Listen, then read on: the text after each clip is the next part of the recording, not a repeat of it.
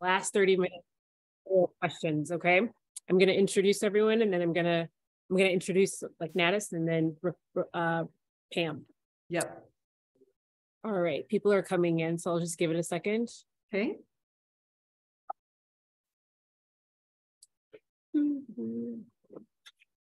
I need to elevate for lighting. All right. Hi, happy Saturday, everyone. It's a little after 11, so we're going to get started. My name is Afia Olusu. I am the workshop chair for NATAS and the director of local content for Weigel Broadcasting and the executive producer of On the Block.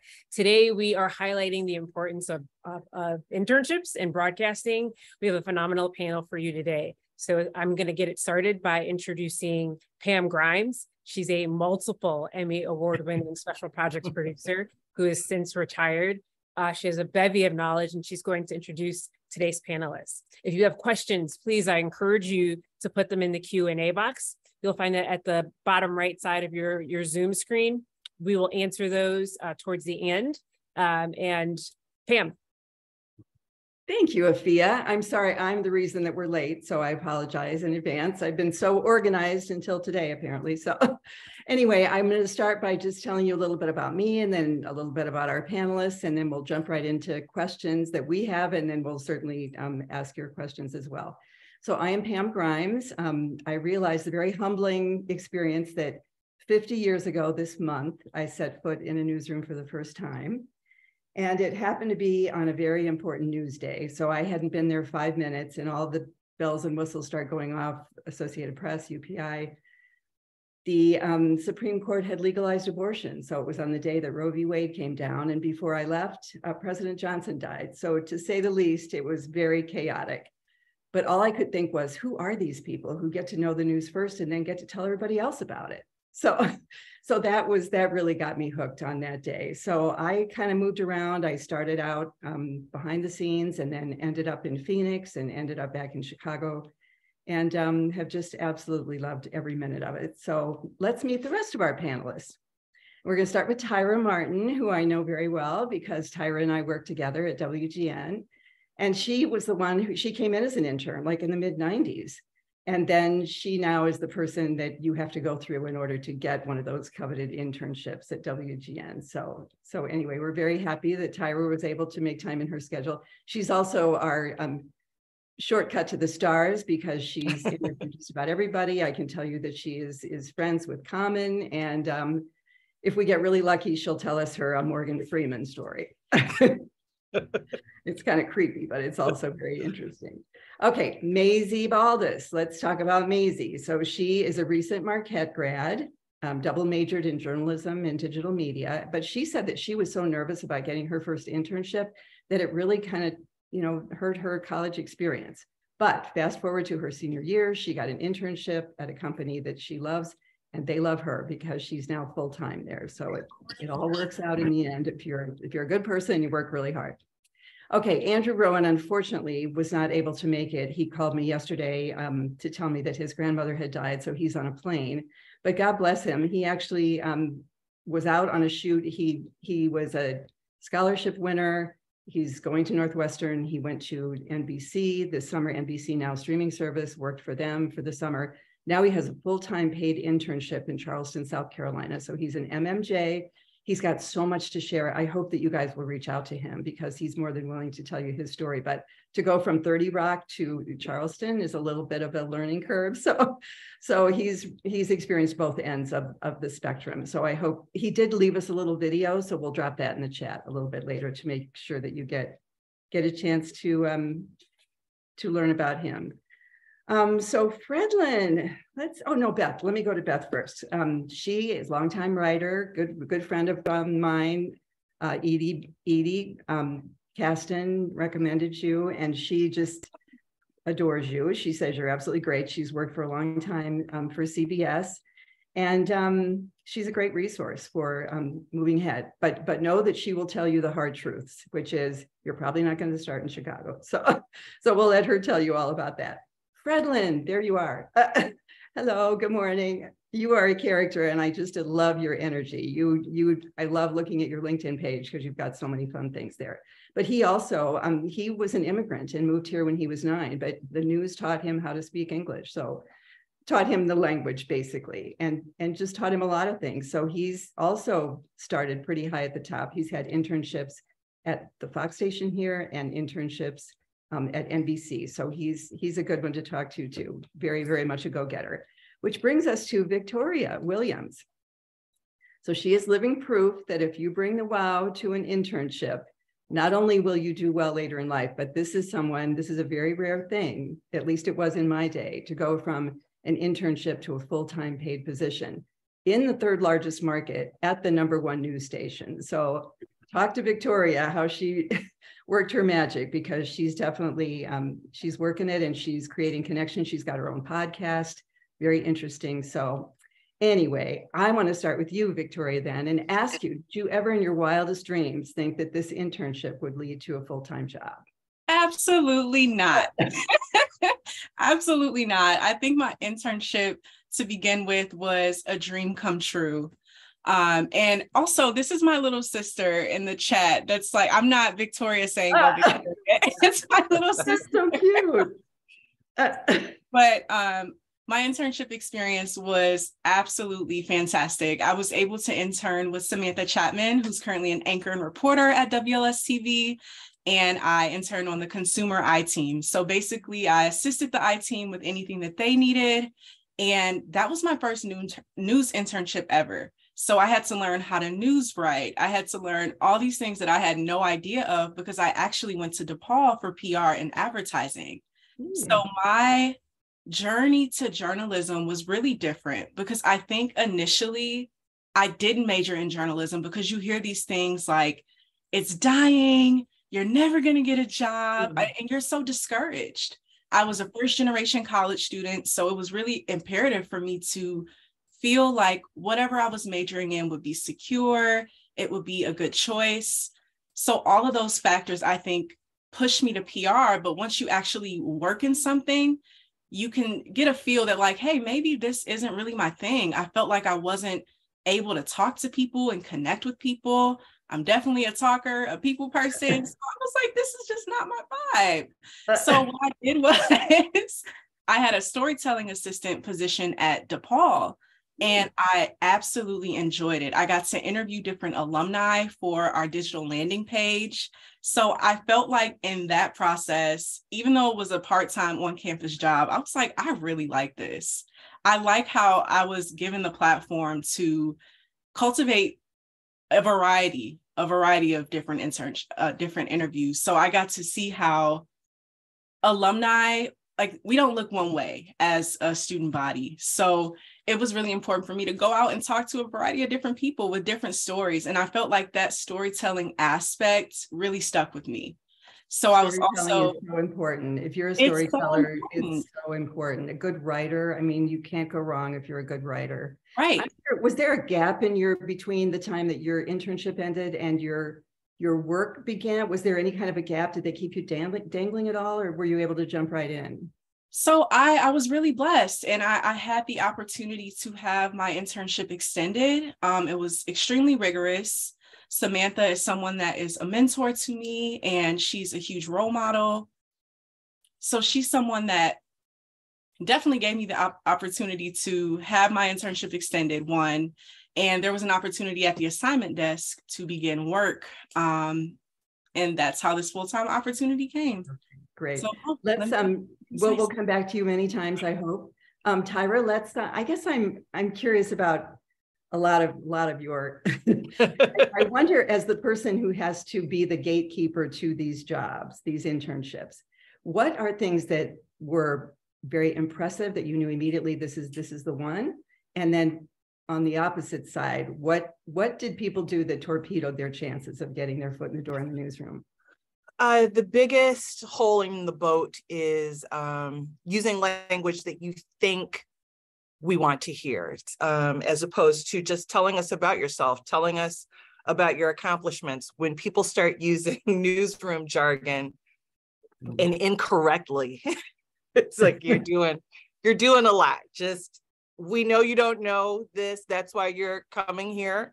So tell me about the great things that you have done, the great things that you can speak confidently about. You know, obviously newsroom experience at your campus is super interesting. It doesn't make you a producer in a newsroom though. So I've had people come in telling me what they're ready to do as opposed to what they can do. I guess that's the difference in the semantics. So, you know, I'm a great writer, or I have great organizational skills. I'm good at timing. I did this, as opposed to, well, I was a writer at my campus station, so I've been working on line producing. I'm ready to produce if you need. We don't need you to produce in the control room. We need you to help with guests, or come up with great ideas, or shepherd people, or if it's a writing internship like the one I did, write. But talk more about what you can do ability wise as opposed to what you feel you should be doing. Right.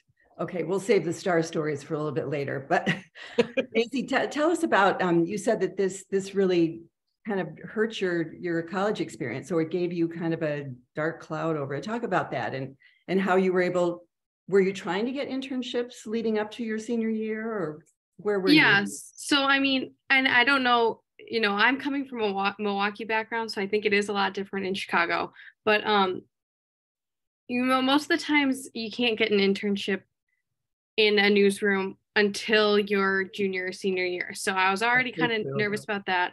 And then junior year, there were no internships for me because of COVID. So it was like, I'm running out of time. So I tried the best I could to make the most of what I could do. I was part of, my student media at school. I, really worked hard. I was a production director there, so I did everything in the control room for our TV shows. And then I found other things. I did event videography. I was editing our alumni newsletter, video newsletter. And so I tried to do as much as I could for what I could do, because there was nothing available for me.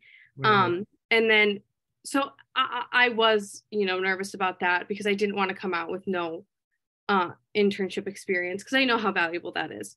Exactly. And so my senior year, I was able to get, I was really close, I was so involved. So I ended up getting really close with a lot of the faculty at Marquette and in the College of Comm. And so they were all rooting for me, which was great. Like you need people to advocate for you. And luckily, yeah. And the way you really do that is to get involved, build those relationships with your faculty, because they're there to help you. And luckily, one of our faculty members at Marquette was close with Plum Media, a production company. And that's not a newsroom. And that was fine with me. I wanted to get any experience I could. So he said, what do you want to do? Maybe I can help you out. I'll talk to people. And I was like, I heard about Plum Media from when I was a freshman. And I was like, I think that'd be so cool. And he was just like, you know what? I'm friends with the director of operations there. Let me talk to her.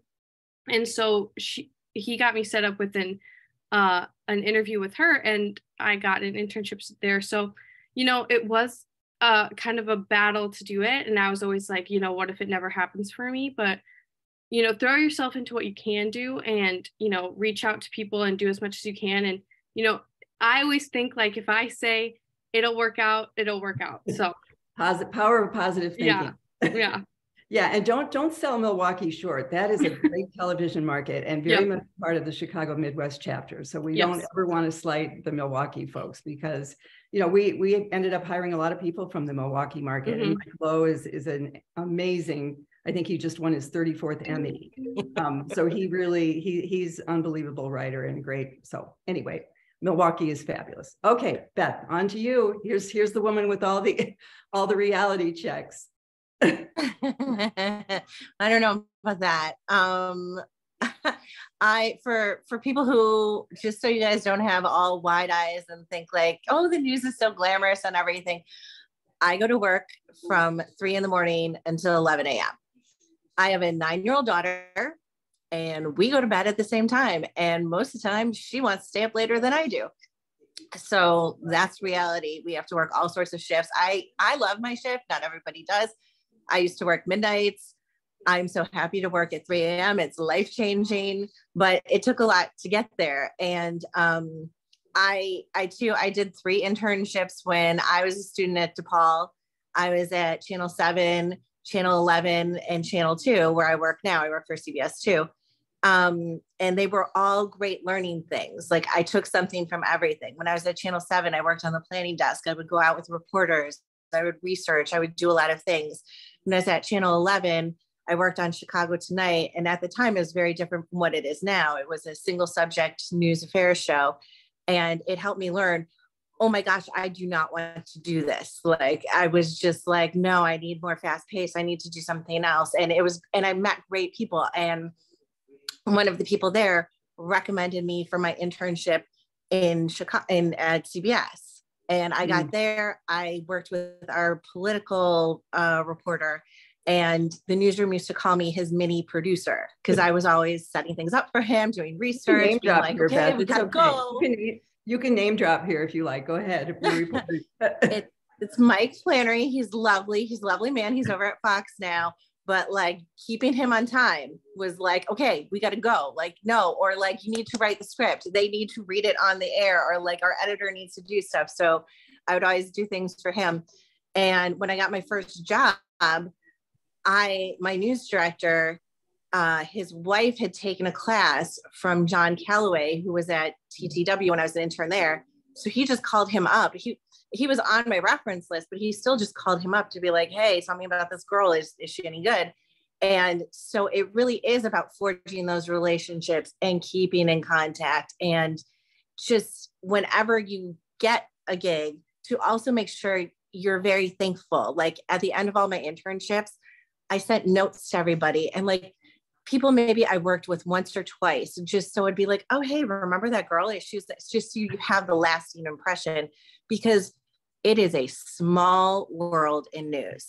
And if I don't know you. The beauty of your experience is that you had so many tentacles out, you know so many people, and people know people, and you're absolutely right about that. Oh, definitely. When we got a new anchor, the first thing I did was I called my friends in Cleveland who they didn't work with her, but they knew people who did. And I was like, is this person good to work with? Like, tell me about them. And that's how our business is. Everybody knows everybody in some way. You are absolutely right. Fredlin, I'm sorry to keep you waiting, because I feel like you're the only guy here now with Andrew not able to make it. So anyway, save the best for last. Go for it. What makes you so passionate about journalism that you want to do this for life? Yes, thank you. For me is that, as you mentioned, I'm from an immigrant family, so English is not my first language. When my family first moved here, they needed a translator, and I was always the person to translate the news, to translate those immigration forms, papers they need to read. So I learned to take large informations and bring them into small pieces of bullet points that people need to understand.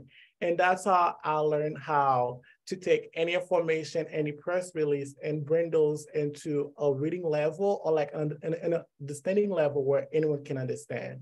So from that on, I went to a writing workshop at Brown after college, after high school, thanks to a foundation in Florida where I grew up. And after that, I got a scholarship to go to college, and I joined the newsroom. And from there, I was an editor for Arts and Lifestyles. It's a lot of writing. I always tell people, if you want to be a journalist, you have to learn to write, because no matter what you do, you have to write scripts, you have to write articles, you have to just learn to write in emails. And then my freshman year, that was when COVID happened, there was no internships available. I managed somehow to find an unpaid internship online for a magazine where I write a lot of articles about celebrities, about gossips. Even though that was unpaid, and for me, who's someone who's from lower income, I couldn't do unpaid internship. So I was also working at Target while writing articles at the same time. So a lot of hustling, learn to make the most of what you get. While Target was hiring, because it was COVID, I was also doing 2 jobs at once. One was for free, because I like journalism. I would not quit journalism for anything. So while I was doing that, I was also trying to do anything to provide some things for myself over the summer. And I use that experience I have, which is why I say don't look down on unpaid internship just because it's unpaid. The experience is still worth it. So while I did that unpaid internship, I used the experience I got from that unpaid internship and the college media newspaper we have here to earn my first internship at Fox 32 with WFLD. So what I did there my sophomore year, I did digital media, which is great because the writing experience I had from the unpaid internship, I transferred that to a news internship, which is what I really wanted. And my sophomore year, I interned at WFLD. I always said, if you want to be on TV, you have to intern because when you intern, you learn how to do real work. My first internship was a lot because in school, I was doing 6 articles for the whole semester. When I was at Fox 32, my sophomore year, I was doing 7 a day. So one day in the work field was like a whole semester of college for me. And it was a lot of get things done fast, quick. And I learned to do those things really quick and learn to AP style. So you have to learn to do AP style as well and learn to know how to read quick, provide information quick and get things done quickly. And from there, I used the same internship I've had because I did well and I got my own bylines. I published, I think, over 70 articles that summer. And when I went back to school, I realized that the school was really slow because after the internship hour, I just got to learn to do things very quickly. Fast-paced, no question. Exactly. And then I became an editor again, but then I was doing more work over during school than needed because I just wanted to keep the same feeling, the same, get things done, 1, 2, 3, get things done. Brother, let me interrupt for a second because I want to ask Tyra this. You may know this. I thought a few years ago it became illegal to offer unpaid internships. Is that not? That's what I thought was the case because it changed the way we did them here. We weren't able to offer as many hours, of availability because we had a budget. But I don't know. Yeah. That may have I wonder if people are doing that under the table. Yeah, they're doing it under the table or something, because that's kind of troubling. I think for independent production companies, it might be allowed if they're not doing it for credit. Oh, okay. I see. Okay. Got it. Yeah. Well, let me ask you this, because you talked about social media, and back in my day, if you wanted to get a job at another station, you had to put together, we called them escape tapes. So you'd put your work on a tape and drop it in the mail. So what impact has this had? Does it make it easier to reach out? Does it make it too overwhelming because there are so many ways to reach out? What's everybody's take on how that works? Don't be shy. Victoria, what do you think? I'd say I love social media. It's so easy to not only use a platform like a social media page. It's social media, yes. So these things can be vain. It can be hard when you see other people's accomplishments and you might think, wow, like I'm this age and I wish I was there. But in the same capacity, what I can appreciate about social media is that you have the platform to be yourself. You have the platform to share your story. And you also have the platform to connect with other people who might be in the same situation that you were once in. I know that I've reached out to so many different professionals in the industry just to ask questions, just to ask, may I be able to shadow one day? And sometimes you get a response later, sometimes you're surprised and you get a response right away. So you never know how people would respond to your curiosity and you genuinely wanting to learn and grow as a aspiring journalist, aspiring media professional. So I would say, even if you think, oh, I don't want to bug someone, I might seem annoying, just do it anyway, because you never know how far that can take you. And thankfully, the connections that I was able to make through social media, they all came together. I met folks at NABJ Chicago, which is a fantastic organization nationally, and they have an awesome Chicago chapter. And I met Brandon Pope, who is the current chapter president, and the connections just continue to go from there. So you never know what putting yourself out there on social media can do. So I try to not worry about what people might think and just go for it. If it's your passion, just put it all out there, put yourself out there, because you never know how someone might receive you. That is so true. I'm curious about receptions. Has anybody, you know, you talked about positive receptions. Has anyone had a really negative, like somebody was just nasty or like, leave me alone, don't bug me kind of thing? Has anybody had any of that kind of? Okay, well, that's good. That's good because I got one. So when my husband got a job in Chicago, we were living in Phoenix and I needed to get a job and I was working, I won't give it away, but I was working for a network affiliate. So I went to the network affiliate here because if there was big news in Chicago, we'd trade live shots. If there was big news in Phoenix, excuse me. Anyway, so I come in, it was a holiday weekend, the brink of a holiday weekend. So the news director couldn't have been nicer. So then he says, I want you to meet my assistant news director. And she sits down and she says to me, I got people from New York busting down my door. What do I care about Phoenix? I think when I pulled my jaw out of my lap, I don't know what the hell I said, but I thought, I don't care how desperate, I will never work for this person as long as I live, because I don't need that kind of negative energy.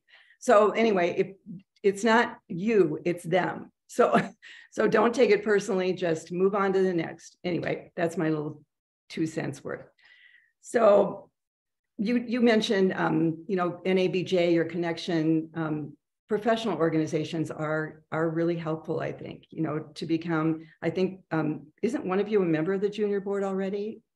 Maybe it was, oh, you were, oh yeah, that's, I am, yeah. Both are, yay, good, okay, good. Well, congratulations, because that's a lot of extra work. I mean, everybody has busy lives anyway, and then you add that on top of it. But, you know, I find it, especially in retirement, I just feel, I still feel connected to the industry because it's just something that gave me a life I never could have imagined. So anyway, I'm really, really proud of everybody. So if you get a chance to join an organization, do so. So what else? What else do we want to let people know about internships that Tyra, I know you got a million stories. So I've got a million stories. Some of the I want to counter something real quick, or maybe not counter, but add some perspectives. Okay. Sometimes it is you. on any given day, it's been me.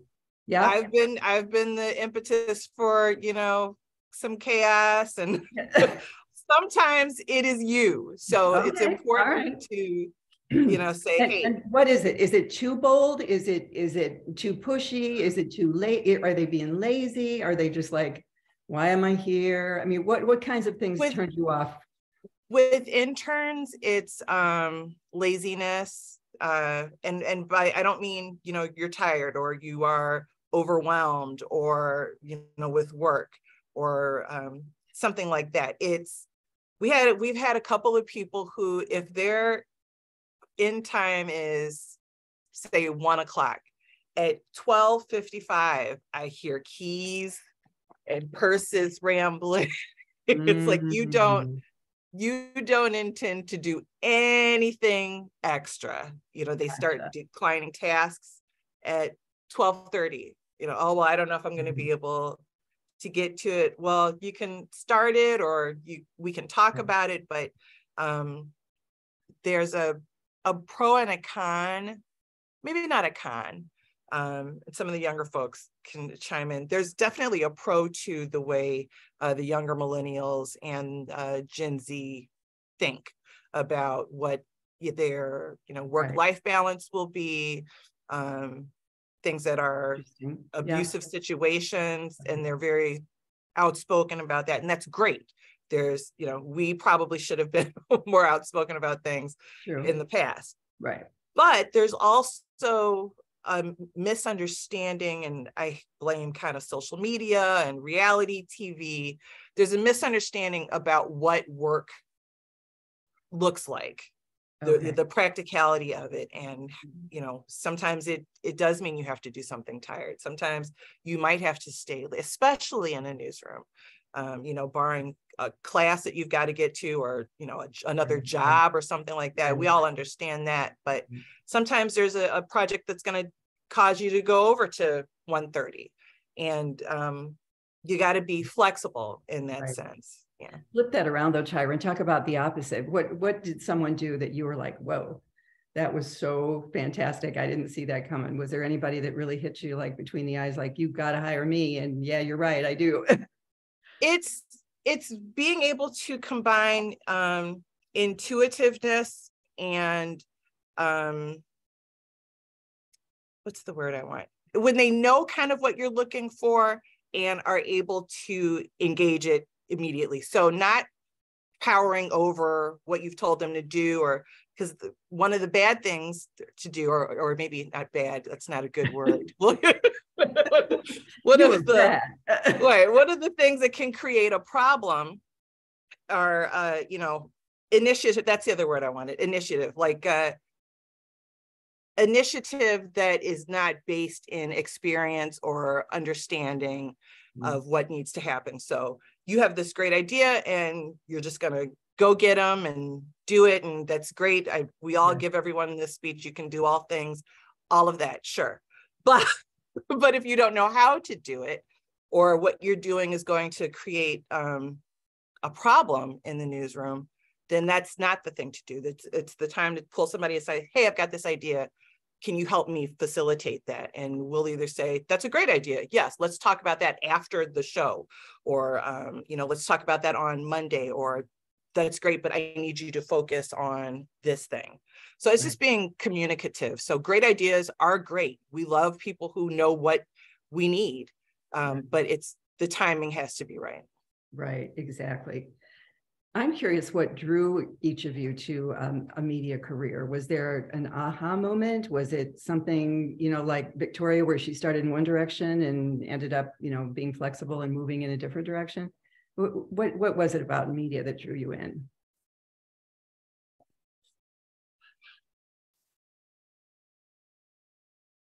I'll go. Okay. I liked telling stories and didn't realize that was a job that I could do in journalism, which is obviously what journalism is, but I thought I was going to be a lawyer. I was an English major, and that went off track. So thank you for being a lawyer too. I'm grateful for that. Yeah. I ended up, back at home looking for a real job. The English degree is not a lot you could do at the time. I could either pursue like a career in education, which I come from a family of educators, or my dad thought insurance. Is it your sister a doctor? Sure. Yeah. Well, my younger sisters are both doctors. Yeah. So when I was at home working at the Gap, it was, and they were in med school, it was not popular. But I ended up taking classes at Governor State because they said you either need to get a real job or go back to school. So I just was kind of wasting money at Governor State and took some TV writing classes, writing for print, writing for radio, gotten writing for TV, and really, really liked it. And the advisor was like, well, we can pursue this, and took some TV production classes, did great, loved it, got the writing internship at WGN and was hired out of the internship. Had no idea though that a writing internship was even a thing. I thought you just applied for jobs and got them. Right. So it's, again, another person, and I'm sure that everybody here has got a story like that. We know with their internship, it's critical. Absolutely. Well, I've got a little story too. So I was the first one in my family to go to college, and I didn't do it right away. I was, graduated high school, was singing in a little rock band for a while, and then the bass player actually called and said, KCRG is looking for a newsroom secretary. Why don't you go check it out? So I'm like, okay, that would help money wise. And so, it's just kind of one of those things where, I know what the real trigger was. So back in high school, I remember in my senior year of high school, I had an elective journalism class. And this teacher, I wasn't really fond of her, but she kind of leaned over at the end of the semester when I got an A in journalism. She said, you're really good at this. You should think about it. So I think, just having the gumption to go into a newsroom with nothing to offer really other than a high school diploma, that was in the back of my head. That kind of encouragement really stepped up and said, you can do this. And so, it was also at the time when, people like Judy Woodruff and Barbara Walters and all these people were starting, affirmative action played a big role in here I am, here's a woman, let's put her on the air. So they liked my voice and I started in radio. In fact, they dumped me on Sunday morning at the polka hour because nobody wanted to work that shift, but it was the most popular show in the world and it kind of made a name for myself. So, yeah, how we get to where we are is just crazy. Anybody else got stories they want to share? Pam? Yes. This is Rebecca, by the way. I think Fred and Victoria had something to share about what Tyra was saying earlier. Is that right? Okay. Sorry, I didn't No, that's okay. That's okay. It's good that you're keeping track of me, and Afia too, weigh in anytime. No worries. No worries. Because I think they just had comments about what Tyra was saying about, things not to do. So right. So you said Fred and who else? And Victoria, I think, Victoria. right? Okay. Yeah. Yes, I wanted to say, Tyra, it is what you said is true, because I remember my first day at Fox 32. And the very first interaction I had with person, they compliment me on how I dressed. They said that, I like that you wore a tie. I like that you had a business. You dressed like you wanted to be here. Because I remembered, she said to me, you'll be surprised to see how many interns showed up in jeans and shorts, like they're still in college.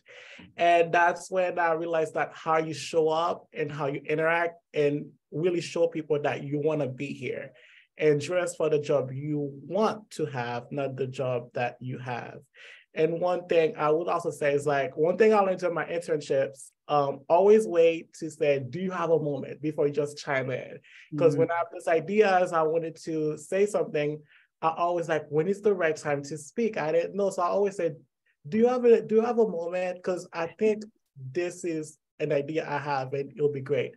And so often it's yes, go to the meetings, be on time, be 15 minutes early, and don't come last minute. Don't be tardy. Always be attentive. Always be the person to always willing to say yes to everything, because then people will say that you actually want to do the work. Often stay behind. Often say, can I please shadow the reporters? Always ask. Don't just do things, because it's not college, it's the professional world. If someone see how you behave, like you're immature, you're unprofessional, they may not want to rehire you again.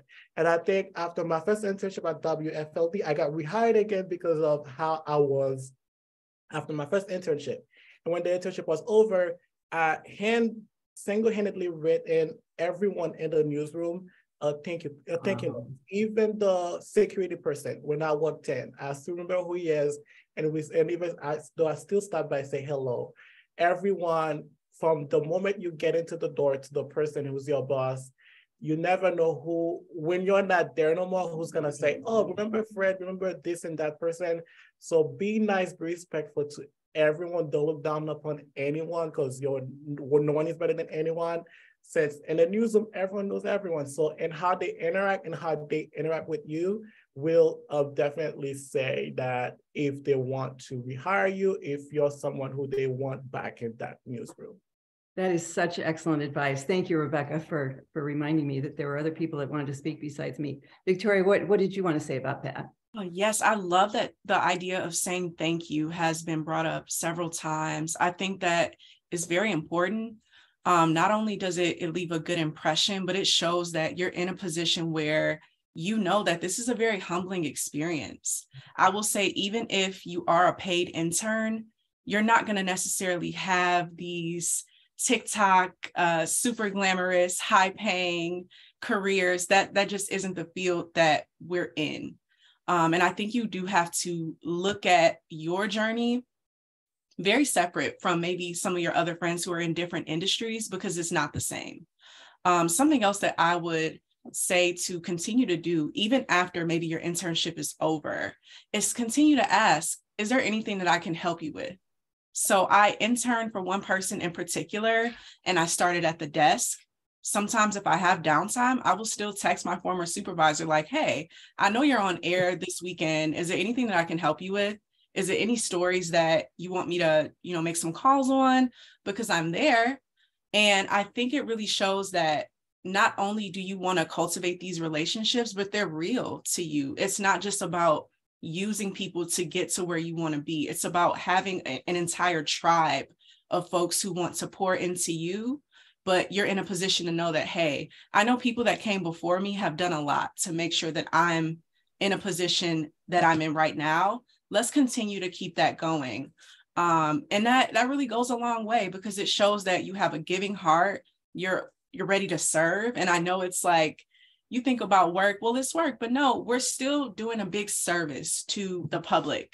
So right. I think keeping that known about you, that you really have a desire to help in any capacity, can really take you far.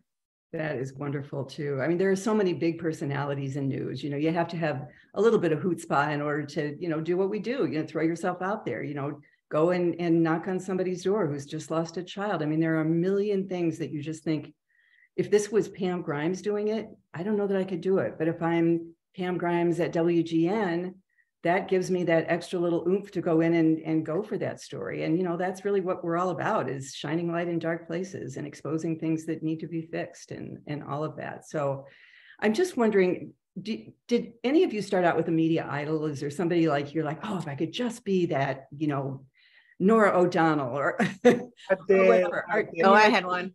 Did you? Good. Go ahead. So mine was Carol Marine.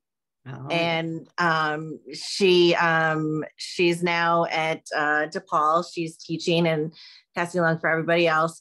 And I met her when I was a senior at DePaul, and she was so lovely. And I just said, "Oh, do you ever take interns?" And she was very nice, and she flat out said, "No, I don't." Like, I was like, "Oh, okay. Well, thank you for talking to me." And then later, when I was an intern at CBS, she was there, and I got introduced to her there by Mike Flannery, who I was like, "Oh, she's so amazing." And he was like, "Oh, hey, I want you to work on this project." And he led me right to her office and said, like, "Oh, you should talk to her, Carol. She's great." And I was just like, I was dying inside because I was just so freaked out. But she was lovely. And now did she remember you or?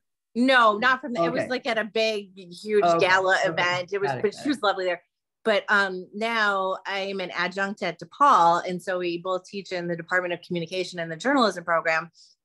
And I never expect her to remember me, but she always does. And she's always so nice.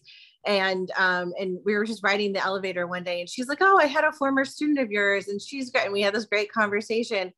And it was nice to feel like, oh, like, not that we're in any way equal, because she's still super amazing, but it was like, oh, I'm like your colleague. And I remember the first time she followed me on Twitter and I didn't follow her. And I had like this total, oh my God, I've made it in the industry. Carol Marine follows me on Twitter. You know, like, we all have that moment. And it's also, my friends are joking with me. They're like, it's nice that you still get excited about that, because that's what we should do. Our jobs, even when you have like a horrible day, our jobs are still really super cool. We get to do great things. And so it's nice to be excited about what you do. Right. Absolutely. Anybody else have a media idol that? Yes, I did. Well, I've always been a TV person, always watching TV all the time in my house. Growing up, I used to see Jake Hamilton a lot on television. And also Matthew Rodriguez. And when I moved to Chicago, I knew they were working in Chicago. And my first time at WFLD at Fox 32, and I saw Jake Hamilton, I almost had a starstruck. I was like, oh my goodness, I can't believe he's right there. But then I realized that, okay, this guy is huge. I used to watch his songs for young, since 7 years old. So this is the time where I'm like, "Hi, I'm friendly," and I introduced myself to him.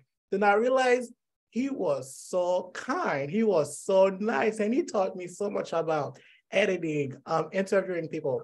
And I was like, but at the end of the internship, I remember telling him, "You know, I didn't want to tell you this, but when I was young, I used to watch you on YouTube. And I think I know everything, all the stories that you've done."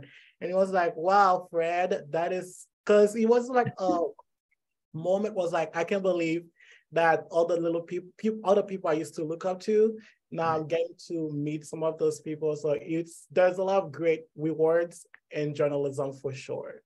Well, what a compliment for both of you. You know, I mean, Jake is a great guy. I'm going to share that with him, Fredlin. Well, I went full fangirl at the Silver Circle Awards last year because Jane Pauley was there to introduce Martha Teichner, who was getting a Silver Circle Award.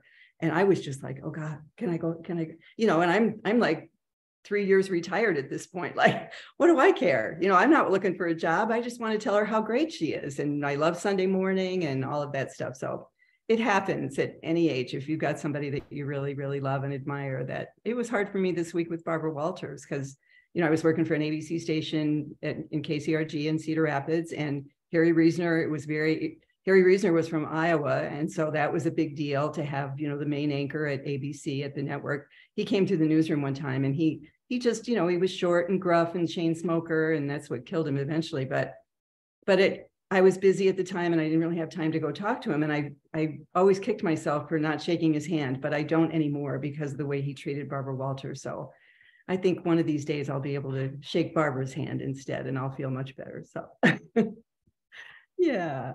Anybody else? Anything to add to that? I know there are going to be people who are going to want to contact you. So if sometime during this this Zoom, you can maybe stick the way you would prefer to be contacted, that would be great. Put it in the chat, maybe. Whatever works for you, LinkedIn, or, you know, if you want to share your cell phone number, that's up to you. But what else do we want to talk about? What other things? I have a question. Yeah, go ahead. So, you know, sometimes I get high school students who come to me and are like, what can I do? And this is for Beth and Tyra, like, and also for the students, like, they want to get started like right away. You know what I mean? Or even like freshmen and sophomores in college, or people returning to the workforce, you know, say they're not doing something for credit, but they just want the experience so they can have it. What should they do? I know there's a lot of YouTube channels and stuff like that. Anything that you would recommend? I would say, first off, see what's available at your school. Like, write for the newspaper, write for the magazine, see if there's television stuff. Like at DePaul, we have all of that. And I always say to the kids, like, go do this. Even if you want to be on TV, go write for the newspaper, because it's writing. I just had a couple students, we were talking about what they do, because internships right now are harder to come by. Like, most of them are paid. So the newsrooms have all squished them. Instead of having 20, now they maybe have like 3 to 5. I can't even tell you the last time I saw an intern in our newsroom. I mean, COVID completely limited that. So you have to look for other things. One of my former students, I think she's a senior now, she's writing freelance for like The Reader and Block Club Chicago. I have another one who just got a freelance gig as an MMJ for the Archdiocese. She's shooting video for that. And then 2, just reach out to other people, especially if you're in school, you know, look up the alumni, because everybody is always willing to talk about themselves. You go and ask, hey, can I buy you a cup of coffee? Hey, can we have a 5-minute phone call? Can I pick your brain about stuff? People are always happy to talk.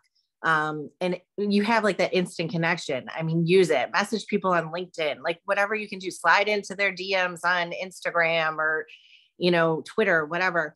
But look for opportunities that may not necessarily be the first thing you think of. You got to kind of dive deeper, but they're out there. Just any kind of experience you can get is always a better thing. And I think now, Tyra, you probably know this better than I do, but like hiring people realize you're not getting the opportunities that you used to. So they're like, okay, if you're writing for your little neighborhood paper, people get it. It's like, okay, but you're doing something, you're trying. Right. Oh yeah, for sure.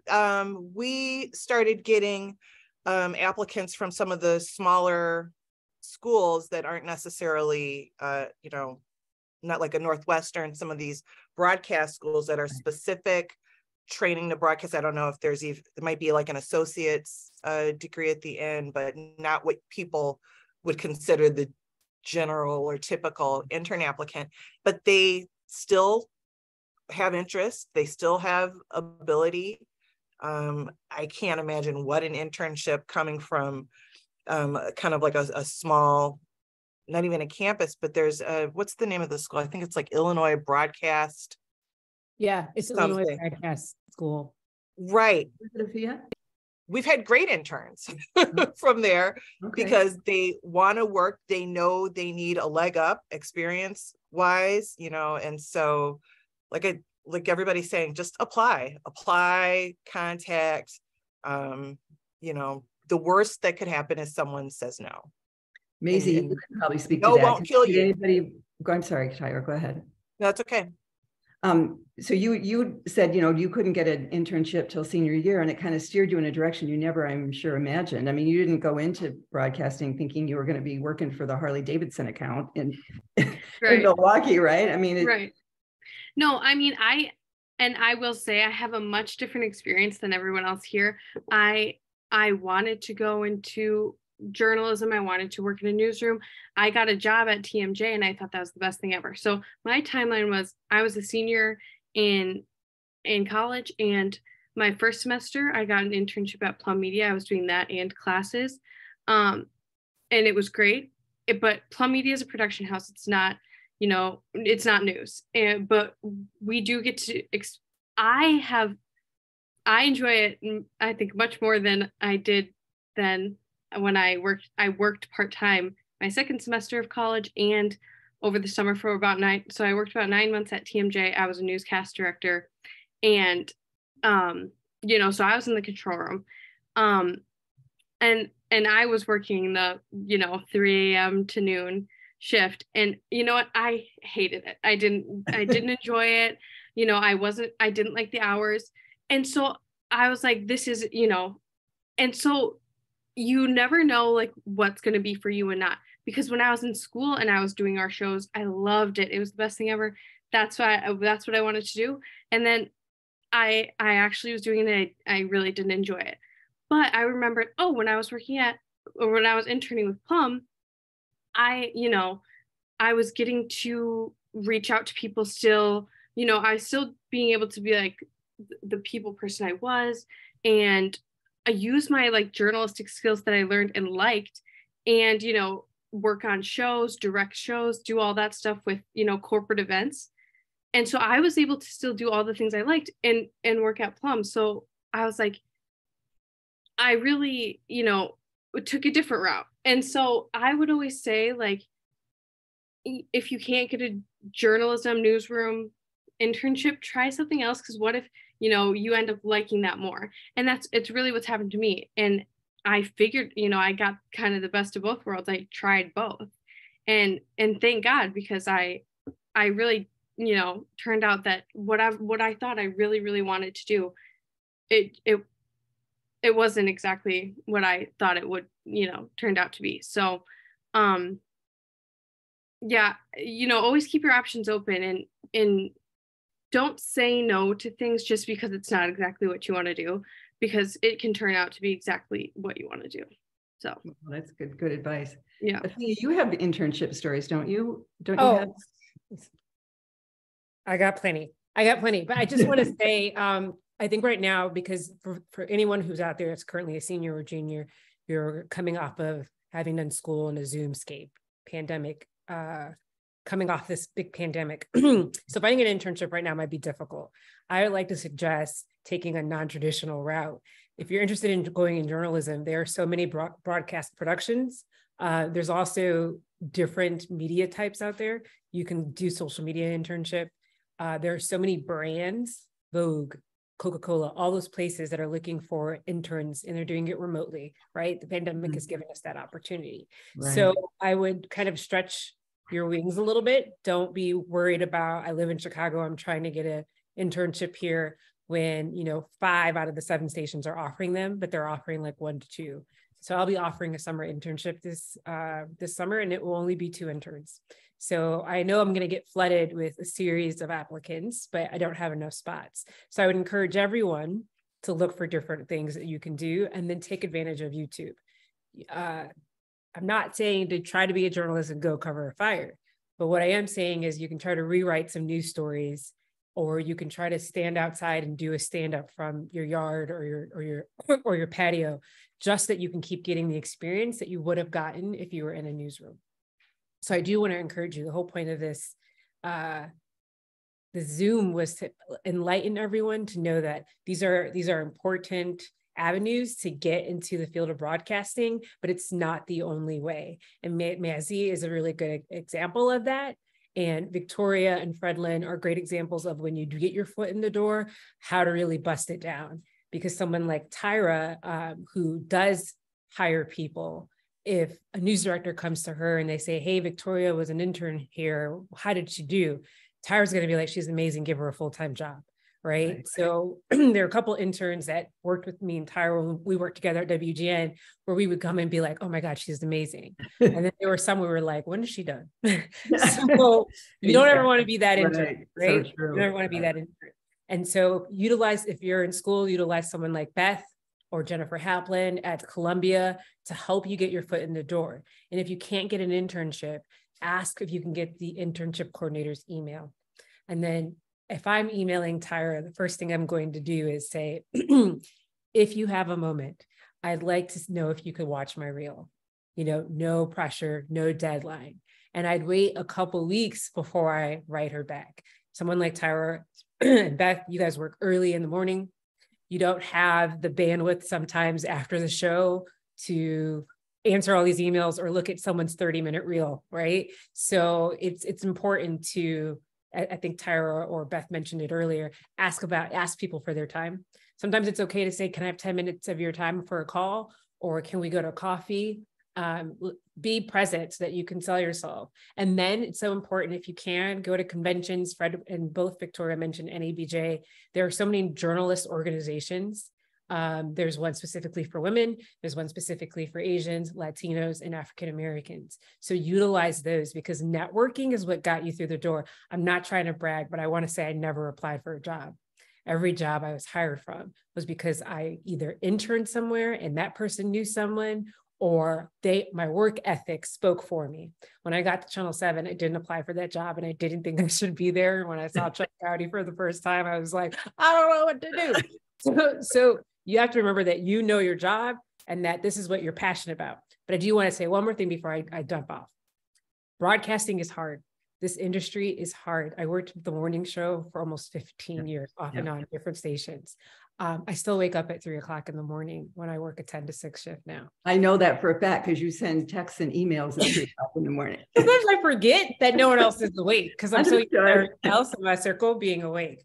But what I want to stress to you though is like, you have to be doing this. And if you're an internship is the best way to kind of let you know if this is the thing you want to do, because it's hard and you may not get paid right away. And you'll see if you follow all these little social media blogs, they talk about how journalists don't get paid. It's important to start in a small market. If you're lucky like Victoria and you land in a big market, be humble and ask questions. Always ask questions and be mindful of when you're asking questions. If a plane has hit a building downtown and everyone's rushing, this is not the time to ask questions. Right. But when it's done, yes, you can ask questions. And what I always encourage people to do is ask if you can sit in the booth and just watch how the show goes. Ask if you can sit on the floor and watch the production aspect. I make all of my producers do everyone else's job so they understand how everyone else's workflow is and how your role impacts theirs. So I went into broadcasting thinking I was going to be a reporter, and I was so nervous to be on camera that I wanted to switch gears. So I went into directing. There's still time, Afia. There's still time. Could I ask a broader question? And this may be for people who are either still in school or recently graduated. I just wonder how what's happening in the world is landing in, journalism schools, because we have things like CNN is, they got rid of their whole headline news bureau, and I had an intern in Phoenix who's worked there forever, and all of a sudden she's out of a job. But then on the other hand, I see, there are stations in Chicago, I think NBC and ABC both just offered big buyouts.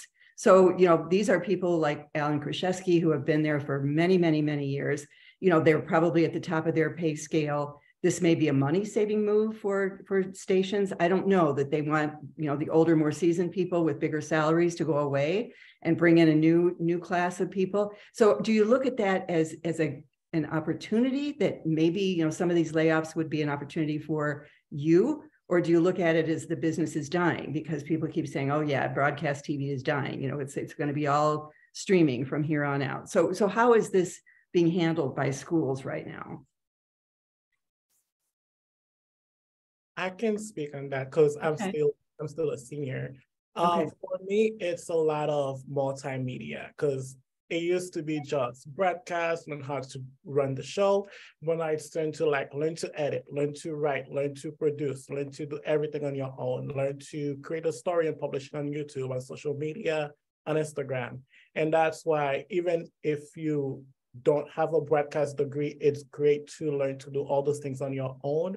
Because even now, NBC, where I intern, now they do the NBC rundown, they post that on Instagram. So that's a job right there in itself. Even learn how to do the stories, make it into a Instagram reel, learn how to do that, because CNN also have those Snapchat reels, all those digital media, which is taking over the journalism overall. So that's why it's like it's important to like learn how to do all those things and transfer that into any form of medium where you can report the news. Victoria, do you I ask, what is an Instagram reel, or what is you said there's a Snapchat reel? Before we get into that, because that's like taking us away, Beth, I think you had a point you wanted to make, and I just wanted to give you that. Oh, sure. Sorry. Oh, just really quick. I know it's a poll. The numbers of students in the journalism program is way down. And I mean, we've had 4 years of a president who didn't respect the media and would tell everyone we're the enemy of the people, which obviously is not true. Right. It's a job of service. It's really a calling. And then just dealing through COVID, it's hard. We talk about work-life balance, but just the stress. And now there's a lot more conversations about what we see and the trauma that everybody's dealing with, that for so many years it was, well, how do you deal with it? And like people would joke like, oh, well, I go home and drink, you know, because there wasn't like, oh, we go to therapy and talk about our feelings and talk about, I covered this child who died in a fire and it was awful, but like, I have to go home and live my life. And like, you have this feeling of, well, it didn't happen to me, so I can't be sad about it, even though it's, you know, and there's so much trauma that we don't, and people were like, I'm out, like, I can't do this anymore. So there's been a lot of people also leaving. I think there's kind of a myth about journalism is dying. It's not dying, it's just going in different forms. Yeah, it's evolving. Like at CBS, we have our stream, like our local one is CBS News Chicago. And we talk about it in the newsroom where it's like, it's not broadcast or digital. It's just a delivery method. It's just how people are getting their news. Instead of flicking on the TV, they're going to their phones and watching. And so not everybody, especially in schools, like working at DePaul, they don't always like change as quickly, or you have some of the people who are more academic in charge and they're like, well, this is what journalism should be. And I come in, I was like, yeah, well, we're not doing that. Like, this is what's happening. You know, you tell them the day to day, or they're like, oh, this is how you do a package. And this is this. And I was like, no, like when I teach my writing class, I have the students focus on, you're going to do readers and you're going to do VOs and BOSOTs. And yeah, we'll teach you to do packages, but most likely if you get a job, you're going to need to know all that stuff. And that's the basic form. And so we just try and encourage and think like, you have to think differently. Like we talked about the Snapchat reels, and we have a digital producer. She mostly does the web, but she's also in charge of our TikToks. And she was teaching me TikTok because I'm like, I can't handle any more social media. Like I can't learn another thing. And so she was teaching me all about it. And I still don't do it. I do it through her, but it's interesting to learn. And then hearing my nieces who are in college, they're 20 and 21, and they're like, oh yeah, I get all my news through TikTok or Snapchat, and like mind blown. But it's like, they are going to legit places. They're still getting the news from some of the old school. They don't necessarily know that they're the old school things, but they're getting them. It's just, it's not in a form that we think of as like the news. Great points all the way around. I couldn't hear that though. Okay, Tyra, you ready to tell us your Morgan Freeman story? Anybody else? Victoria, did you start to say something? Yeah, I was also going to add that it hasn't been spoken on just yet, but rejection is a part of putting yourself out there and the industry. And I wanted to say that there wasn't just like a magical journey for me. I had to go back and get more experience the first time. Like I talked about being a storytelling assistant at DePaul. I had applied right after graduation at WLS-TV for an internship. I actually was rejected 3 times. Wow. Over I think about 2 years. So this was over a span where you have to go back, get more experience. And okay, if it wasn't a good fit, let's get an opinion on your resume again. And I went to my church and I volunteered on my media team at my church, reading our announcements. And we had like a mock news station at our church. And that's how we deliver our announcements. And I got involved in that. And I started to just find more ways. So I love how it was brought up that although initially you may not get that foot in the door at a big, well-respected station, okay, that doesn't mean that the story is over. Just because you were rejected once or twice or 3 times doesn't mean that you don't have a future. So try not to internalize that, but just continue to persevere, because sometimes it really looks good that like, hey, I keep seeing this applicant. That's a very good point. Well, they're coming back with more, you know what, let's give this person a chance. So continue to persevere, even if you are not really getting that yes that you might be looking for initially. That's really great. Absolutely. Really great. Really. We have a question, Pam, from the audience. It's from Jake. He wants to know, how crucial is it to start in a small market as a sports broadcaster? Asking because I'd much rather stay in Chicago for now and build my career up that way if possible. Beth, I'm going to direct that question to you first. I would say it really depends on how set you are being on camera. I have a recent graduate at DePaul, and he went around and he was very good, but I thought for sure, no, he's got to go to small market first. I thought he'd be a great sports reporter, and he interviewed, and they really wanted him in Green Bay. And he decided he didn't quite like the feel of their newsroom. He didn't tell me exactly what was going on, but I had a nice talk with their assistant news director because I was his reference. And that's the other thing to remember when you're interviewing at these places. They're not just interviewing you, you are interviewing them. You want to kind of see their culture. You want to see what it's like, get the vibe, because, you know, you're not going to fit every place. And some places just don't quite work for whatever reason. But he is now writing. He's, I think his official title is digital producer. He's at NBC Sports Chicago. And, you know, it all just depends. I have another student. She's now at NBC Chicago. She works for NBC and then Telemundo. She's a sports reporter, Samantha Rivera. And she is gone. Victoria knows her. Also, Victoria, I wish I had gotten my hooks in you when you were at DePaul, because I would have pulled you from that dark side of PR and advertising. You know, it's so rare that anybody, usually journalists go the other way, but I love that. But she went to like, I'm not sure if she was in Upper Michigan or not. She was like in total tiny, teeny town. And then she was back in Rockford for a while. And then she went to San Diego. And now she's in Chicago, her hometown. So everybody takes a different journey. You are probably, if you go to a small market, you're going to get a better job. You're going to get, and you have to do so much more in a smaller market that you get so much more experience. And right now, I have friends in Cincinnati and in Columbus, Ohio, and that's not a small market. That's a decent sized market. I think they're both like in the 30s. And they are dying for people to come work for them. Their newsrooms are just, people are leaving. They're either going to bigger markets or they're just getting out of the business. So you don't even have to start in the teeny tiny places anymore. You can go, you know, higher than you think and get a job.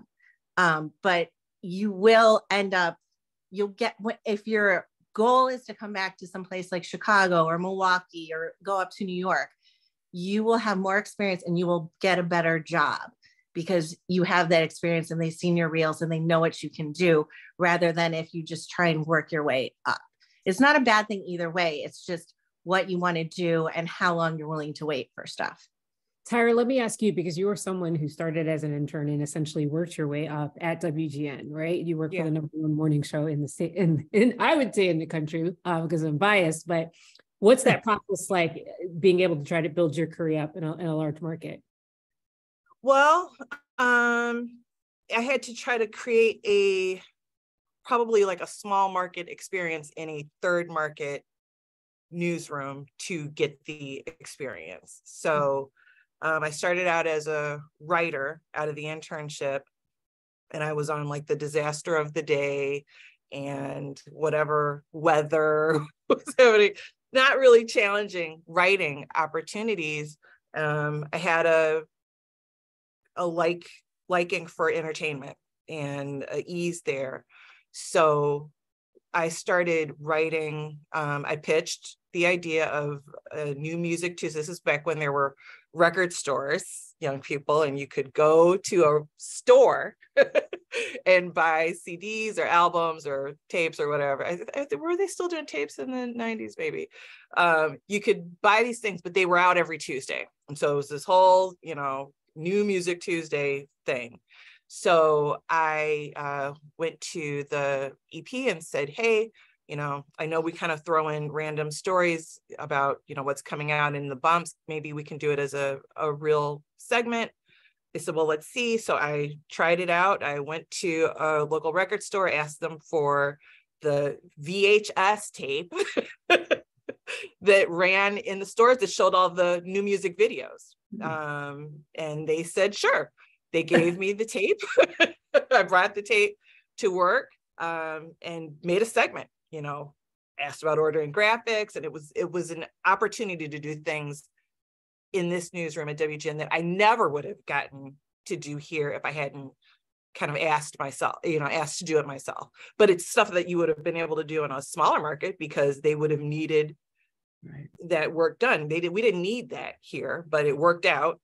And so that kind of not only was in showing the initiative of, hey, I want to do something else. I want to try new things, or, here's things I can contribute to our content. Also showed initiative and, paved a road for me to entertainment, which ended up being the bulk of what I do here content wise. So was that initially a morning show segment? It was a morning show thing. So it ended up being every Tuesday. It was the first sponsored segment we had at WGN Morning News because we got Virgin Megastore to come on as a sponsor. Nice. So I was making money for the station. And there's so much more airtime. The morning show started as an hour, then it was 2, and now it's like 5 or more than that. I mean, one show runs into the other. So, there's a desperate demand for content. Hey, Pam, we got another question from the audience. Yeah, go ahead. This is from Vanessa. She wants to know, she said someone spoke about conversations for broadcasting and journalism. Where's the best place to find where and when these events are taking place? Rebecca and I will always push the workshops for NATAS, which is what we are, the National Arts and Television Academy. And so there's that, there's NABJ, and there are dozens of journalist organizations on like Facebook, which is Chicago Journalism Association. People are always throwing out, so follow their social media pages so that you can find out about events, but also if you're in school, connect with your counselor. Oftentimes we will send events out so that people can attend, or if we're looking for interns, or if we're looking for, if we're having moderate conversations like this. So it's about connection. We have about 10 minutes left. Pam, do you have any more questions that you want to direct anyone? Not really. I did want to throw in SPJ. I know it's more, people think of it as more as print journalists, but Society of Professional Journalists has a pretty active chapter in Chicago. So that would be another opportunity. So And we also, I'm with the Television Academy. So Rebecca, and we have a junior board too, which MAZIE was a part of, is still a part of, and we're accepting new applications now. If people want to join that, that's a great opportunity to network and get known by the senior board. And the senior board is a bunch of professionals in Chicago. Right. We also have volunteer opportunities to help out with our Emmy Awards.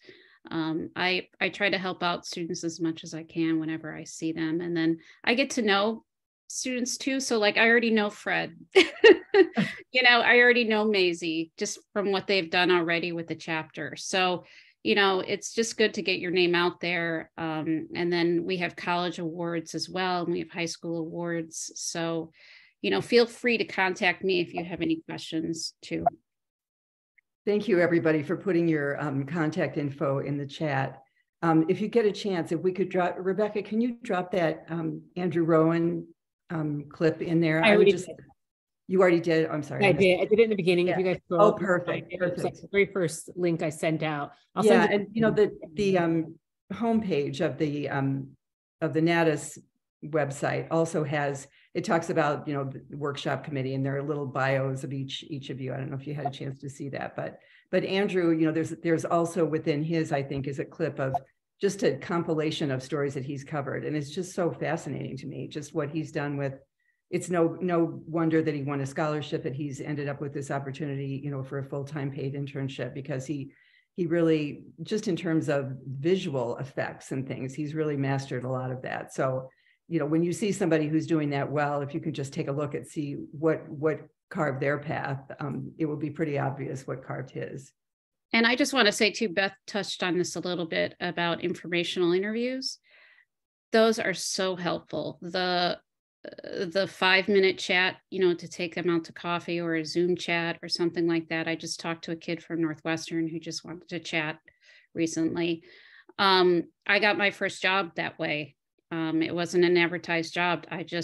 It was an informational interview, and we were just chatting. And he's like, hey, well, I could really use an associate producer here. And I'm like, oh, so you just never know. So I would suggest informational interviews as much as possible, but you want to be respectful. You don't want to be too pushy. So be confident, but don't let everybody think you're overly confident. Right. Also, I want to make sure that everyone can see what's been in the chat, because I know a lot of things say to host and panelists. I just want to make sure everyone can see. No, I'm putting everything in. Okay. So you guys will only see host and panelists, awesome. And I'm throwing everything into everyone. Yes. Thank you. Yeah. Every time you put something in, I'm putting it in. Sometimes I might actually copy and paste back to you, and then I realize I did it and send it to you. Yeah. Sounds good. Thank you. Thank you. Okay, so before we wrap up, I just wanted to make sure, does anyone have any more questions from the audience? This is a great opportunity to pick some brains. If you scroll through the chat, as MAZIE mentioned, you'll see the emails or Instagram and linked pages for our panelists.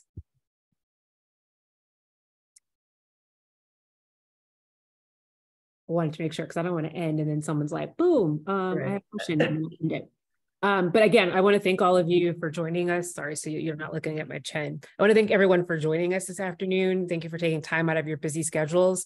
Our next workshop is, our workshops are always the second Saturday of the month.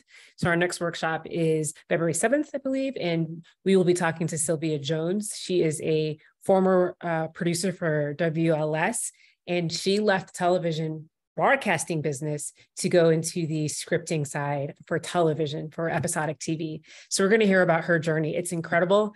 If you do not know Sylvia, if you have never met her, highly encourage you join. She wrote the award-winning Clark Sisters biography that aired on Lifetime that won a dozen awards. She's just a phenomenal spirit, and she's got an amazing story about perseverance and about patience. So she was my desk mate at WGN. She was at WGN a long, long time, and she was a special projects producer. So yeah, she's wonderful.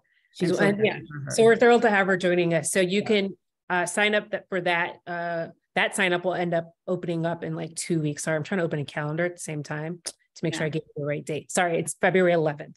It's February. And then also we have our career day coming up on April 8th. I believe, and then a confidence building workshop on March 4th coming up that we're going to promote. And I think Hung has a question. She has her hand, or he or she, I'm not sure, has their hand up. I can allow them to talk. I see yeah, you can let them talk if you want, but there's also a question from Peter Castle. What are the best ways to break down the door and make connections once you have your foot in the door when you get the internship? Don't be a jerk. Be nice to everybody. Be available, you know. Exactly. It's the echo that we've heard all morning. Be available, be, you know, interested and engaged in what's going on in the newsroom, other than, you know, what your tasks are. Even if as an intern, sometimes we don't like the things that we have to do, but you're in a newsroom. There is always something to do. There's always something really interesting and new to do. So just make the rounds. You know, I'm surprised by how many people sit at their desk, and if they don't have something active to do, are Facebooking. And I mean, we all do that, but if you're there to make the most of the time, I tell interns, will be whatever you make it. So, you know, burn the whole thing down. You know, it's up to you. Right. So this is be not available. This is not a fake it till you make it business. I mean, people have very good radar, and they know if you're real or you're not real. And, you know, you're not gonna survive if you're not real.